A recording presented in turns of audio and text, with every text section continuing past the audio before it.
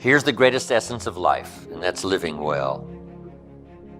Weaving a tapestry of life experiences. What constitutes a good life? What is a good life? Because that's the highest essence of life, is to live a good life.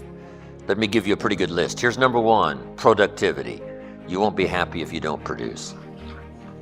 That's why the 6-1 was arranged, so that you spend the greater part of your life and your time producing a working day, produce an idea and make it fly, produce an enterprise and make it grow, produce a relationship and give it life, to create progress. You won't be happy if you don't produce. Work to do that. There's an ancient script that says, the sleep of a laboring man is sweet. Someone who labors to produce with their hands, who works hard, that sleep is sweet. Not the sleep of a goof-off man.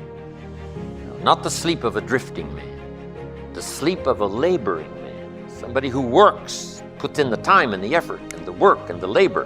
Whether you labor with your hands or labor with your voice, whatever you do, physical, spiritual, personal, that labor produces good sleep.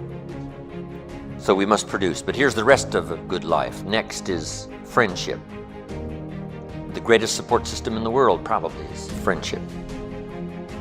And you've got to nourish your friendships. Don't lose contact. Keep in touch. We all have to work on that. Letting too much time go by between visits and conversation and telephone and letters, personal contact, so that you keep alive this reservoir of goodwill in terms of friendship that can give you support when you really need it. Develop this support system. Good friends, those people who know all about you and still like you, right? Good friends. Next is your culture. America understands this probably better than any other country. The dynamics of culture, especially the dynamics of multiculture. A single culture is dynamic, but when you put together multicultures like America, it can produce the most stunning results. It can produce the most incredible wealth, such as never been known to the world in 6,000 years. The wealth that has been created by multicultures working together, contributing to each other. What one lacks, the other one's got. What one got's, the other one shares. The state we're in the moment, the state we're in at any moment, powerfully impacts the meaning we associate to something. The state we're in the moment powerfully impacts the meaning that we associate to something or that we assign to something. So one way to change what things mean to you is just change your darn state. Is that true? I mean, if you're feeling great, do things just kind of bounce off you that normally if you're feeling upset? Would you change the way you look at them probably, change the way you feel about it? You bet. So we need to really still manage our state. And we talked about that a great deal last session. I want to make sure that that's part of your life's work. Because your life's work is really learning how to live in a way where you spend most of your time enjoying yourself, very little time in pain.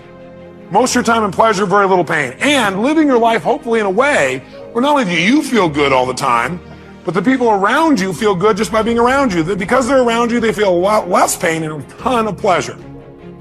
See, that's my idea of success. Success is when you've learned to live your life in a way where you experience tons of pleasure every day and almost no pain. And simultaneously, where the way you live also causes the people around you to experience very little pain and tons of pleasure. Then you know you're really successful. Because if you feel good and nobody else does, you're a failure. Now, that doesn't mean you go around trying to make everybody feel good. Some people have an investment in feeling bad because they think feeling bad equals feeling good.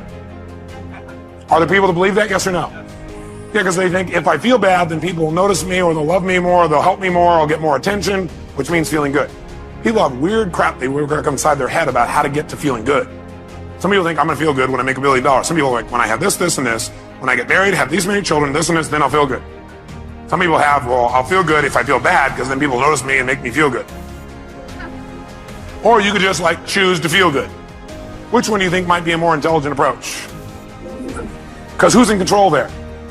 You are. You don't have to worry about the environment. By the way, when you're feeling good, it tends to make you want to feel even better. It makes you share good feelings with other people, which makes them feel good, which makes them reciprocate usually.